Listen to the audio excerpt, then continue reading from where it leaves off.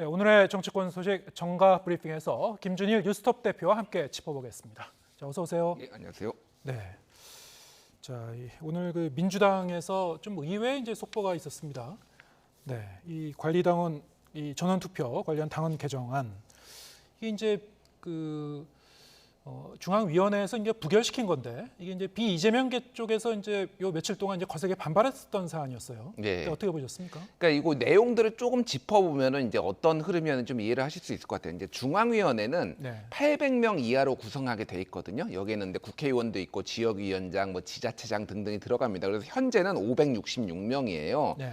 그런데 이 중에서 268명이 찬성을 했고 162명이 반대를 했습니다. 그러니까 찬성이 더 많아요. 근데 여기에 요건이 뭐냐면은 투표한 사람의 과반이 아니라 제적 인원의 과반이 돼야 돼요. 그래서 찬성률이 47.35%로 50%가 안 됐기 때문에 50.1%가 안 됐기 때문에 이제 통과를 못한 거예요. 네. 어찌됐든 찬성한 사람이 더 많았습니다. 예. 근데 투표를 포기한 사람도 상당히 있었다라는 거죠. 이 사안에 대해서 상당히 이제 주저한 사람들, 판단을 유보한 사람들. 이게 왜 그러냐면은 이거에 대해서 충분히 이거를 판단할 정도로 이 시간이 주어지지 않았고 좀 당에서 이거를 조금 비밀리에 좀 추진하는 듯한 그런 이미지가 있었어요. 네, 그러게 말이에요. 이게 막바지에 이게 좀 그 돌발적으로 나온 이슈였던 것 같습니다. 이게 그러니까 그 당 쪽의 얘기를 들어보면은 대외비 문건이 이렇게 붙어 있었다고 합니다. 예. 그러니까 이거를 공개적으로 이거 토론을 해가지고 이게 합리적인지 아닌지를 알아야 되는데 이게 급작스럽게 추진됐다라는 거죠. 그러니까 이거에 대해서 조금 반발이 있었고 특히 이제 비명계 뭐 과거 친문들이 이제 이거에 대해서 이재명 사당화로 하는 거 아니냐 이런 이제 우려가 있다고 이렇게 이제 오해 소지가 있다면 왜 그렇게 무리하게 그 막바지에 넣었을까요? 그러니까요. 이게 이제 우상호 비대위원장은 이거 이제 부결이 된 거를 보면서 네.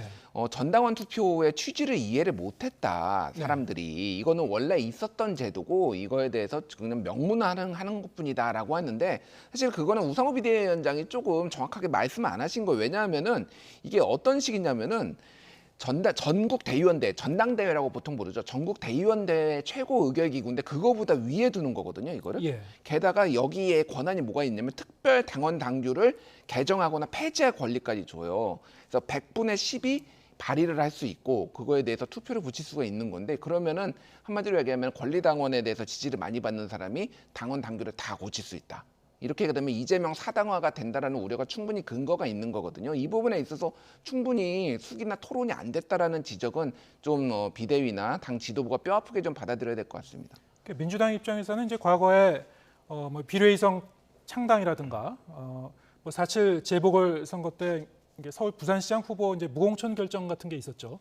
이것도 이제 이런 당원 단계를 손질하면서 결정을 내렸던 걸로 저는 기억을 하는데요. 그러니까 그것도 당원 투표를 거쳐가지고 했어요. 예, 같은 과정은 비슷한 과정을 거친 겁니까? 그렇죠. 그러니까 비슷한 과정인데 이거를 네. 이제 명문화한 거죠. 이거를 최고 의결 기구다라고. 사실 이제 우리가 상식적으로 보면은 뭐 전당대회라고 보통 부르죠. 전국 대의원 대회 뭐 전당대회를 최고 의결 기구로 두는 거는 대체적으로 마찬가지고 전당대회 룰을 가지고 이를테면은 너무 당심에만 쏠리면 안 되니까 뭐 여론조사를 반영한다든지 이런 조율 과정이 있잖아요. 근데 이거는 민주당은 돌이킬 수 없게 당원들의 투표로만 모든 거를 결정하겠다라고 이제 가버리는 이런 것에 대해서 우려가 있는 거죠. 그래서 조홍천 의원 같은 경우에는 이거는 히틀러가 집권하는 그렇죠. 과정에 네. 대해서 좀 비유를 하기도 했어요. 윤영찬 의원 같은 경우에도 이제 나치 탄생에 이제 비유를 하기도 했습니다. 근데 뭐 그것까지 이제 가지 않더라도 이를테면은 당심이 항상 옳았느냐 그러면은 그러니까 당심이라는 거는 결국은 정치적 당이라는 건 정치적 결사체고 네. 특정 어떤 상황에 대해서 분명히 오판하는 것들이 아까 전에 앵커께서 말씀하셨잖아요. 이를테면은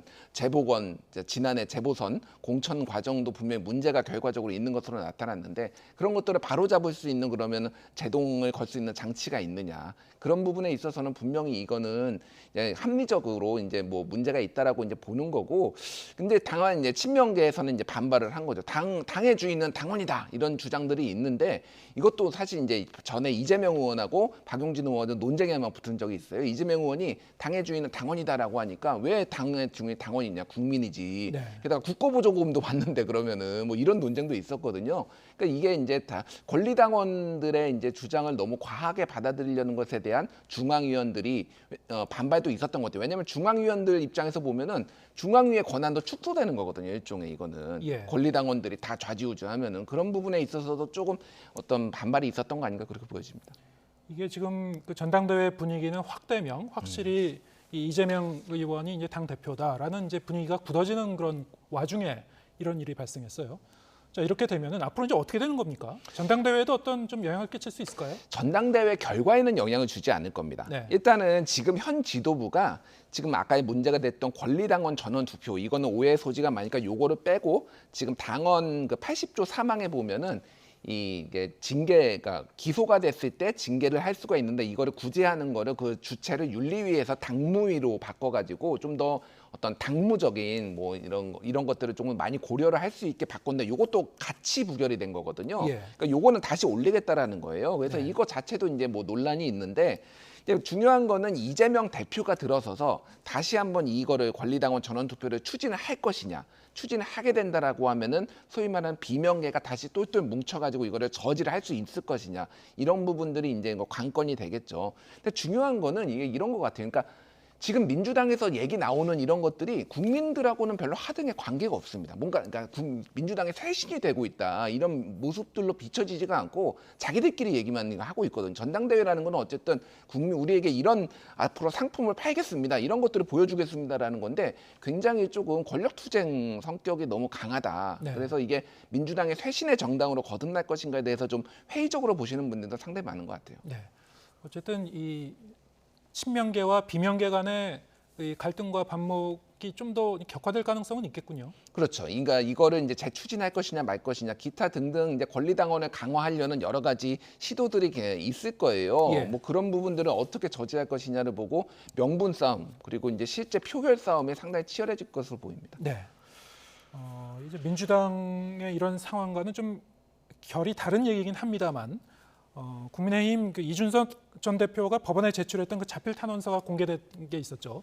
이 탄원서 내용을 보면은 여기에도 과거 이 독재 정권 시절에 그런 그 몇 가지 표현이 좀 나오고 있습니다. 신군부라든가 뭐 절대자 뭐 이런 얘기가 나오는데 이 표현의 수위가 상당히 좀 높았죠. 이러다 보니까 이 당내도 좀 뒤숭숭하고 이 파장이 이렇게 쉽게 수습되지는 않는 것 같습니다. 일단 정치적 수습은 사실상 끝이 났다라고 네. 봐야 될 것 같아요. 그래서 뭐 박지원 전 국정원장이 뭐 최근에 라디오에 나와가지고 이제 뭐 권성동 원내대표가 물러나서 뭔가 좀 중재를 할 수 있지 않겠느냐 뭐 이런 취지의 발언을 했는데 지금 뭐 대통령하고 붙고 있는데 네. 이게 뭐 권성동 원내대표가 물러난다라고 이게 되겠습니까? 그러니까 가장 그 보통 정치의 문법은 이를테면 앞에서는 싸우더라도 뒤에서는 협상도 하고 뭐 이런 건데 지금 국민의힘 뭐 소위 말하는 이제 중진들이 이준석 대표한테 뭐 말을 못 한다라는 거예요. 왜냐하면은 말을 하면은 이거를 공개를 해버리고 네. 이거를 이제 뭐 이를테면 뭐 제안이 아니라 회유로 보고 뭐 이런다라는 거죠. 그러니까 이걸 뭐 전화하면 다 녹취하고 뭐 이런 것들에 대해서 상당히 이제 어떻게 뭐 협상이나 이런 걸 할 단계가 넘어섰다라고 보는 것 같아요. 그래서 결국은 이제 법적 단계 지금 가처분 신청 인용되느냐 안 되느냐 그거 보고 그 이후에 이제 단계를 밟아나가는 수밖에 없지 않느냐 뭐 이렇게 보여지고 최근에 윤석열 대통령이 지금 언론 보도로 나온 건데 연내 전당대회 개최라는 거를 조금 강하게 요청을 했다. 물론 이제 대통령실에서 오보라고 주장을 했지만은 네. 해당 언론사는 그 기사를 또 썼어요. 그러니까 이건 절대 오보가 아니다라고 강조를 한 거거든요. 네. 윤심이 이제 빨리 전당대회 열어가지고 이거 끝내는 걸로 한다라고 하면은 아무래도 뭐 주호영 비대위원장도 그쪽으로 가지 않을까. 다음 주에 만난다고 하니까 전체적으로 보면 조기 전당대회 쪽으로 조금 방향이 잡히는 것 같습니다. 네. 이 전 대표에게 탄원서 그 내용을 보면은 이게 사실 법원에 자료를 제출하는 거니까요. 일단 그 법원을 상대로 이제 설득하려는 의도가 있지 않습니까? 그런데 여기서 하나 중요한 포인트를 밝히지 않은 게 있었어요. 본인이 이제 회유를 받았다 했는데 절대자에 가까운 사람으로부터 뭐 이런 얘기를 들었다.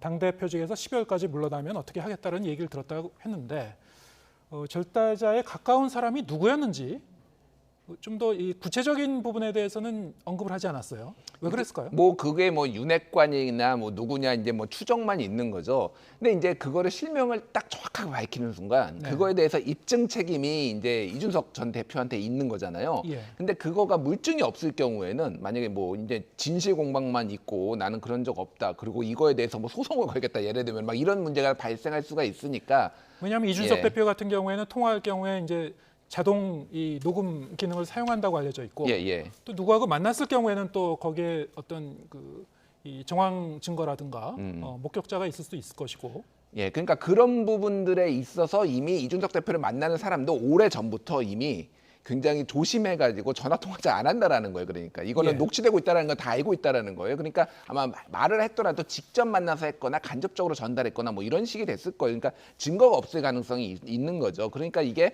법적 효력이 없는 탄원서에 이런 식으로 이제 뉘앙스를 비친 건데 이거는 사실 경찰 수사 무마해주겠다라는 거는 굉장히 심각한 문제죠. 이게 사실이라면은.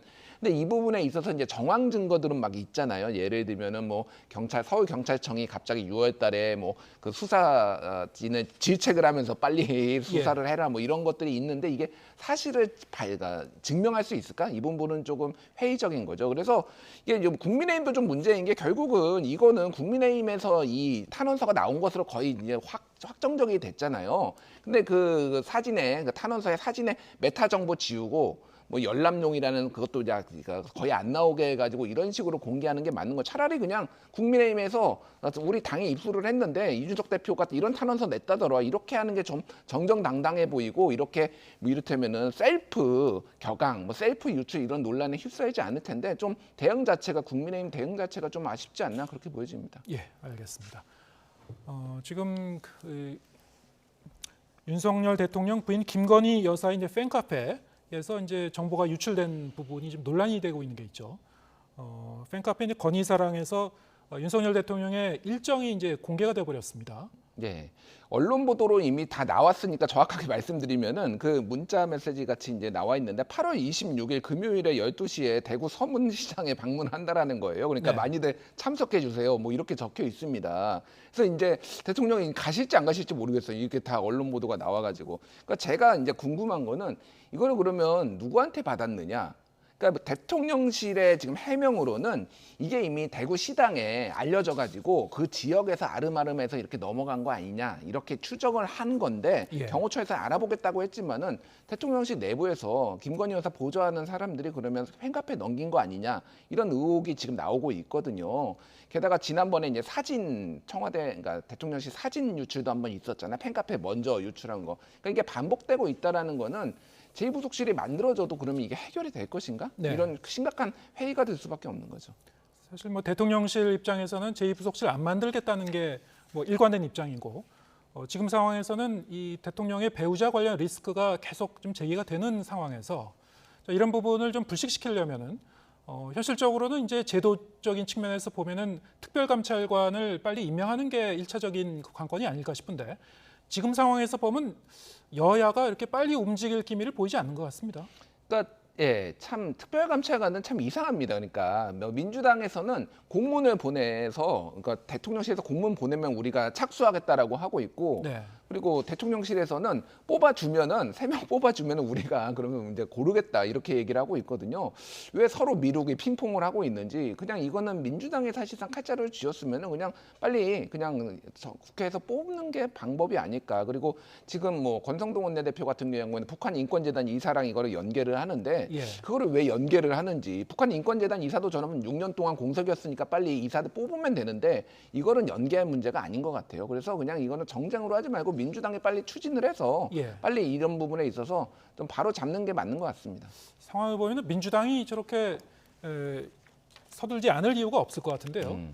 민주당도 뭐 대통령실에서 이제 공문을 보내야지 이제 움직이겠다는 입장이니까 어쨌든 여러 가지 측면에서 좀 이해가 안 가는 그런 상황이 좀 전개가 되고 있는 것 같아요. 이게 그러니까 민주당 입장에서는 그러니까 특별감찰관 임명 안 하고 있는 거 아니냐라고 계속 공격할 소지로 활용하려는 거 아니냐 이런 의혹도 있어요. 그러니까 예. 왜 전에는 사실은 어쨌든 대통령실 청와대에서 다 요청을 해서 함께 관례였거든요. 네. 근데 지금 먼저 뽑아달라는 거 아닙니까? 그러면은 그냥 뽑으면 됩니다. 그래서 이거를 정쟁으로 사용하기보다는 그냥 빨리 진행하는 게 서로를 위해서 모든 뭐 나라를 위해서도 좀 낫지 않나 그렇게 보여집니다. 예, 알겠습니다. 정가 브리핑 오늘 여기까지 듣겠습니다. 김준일 뉴스톱 대표와 함께했습니다. 고맙습니다.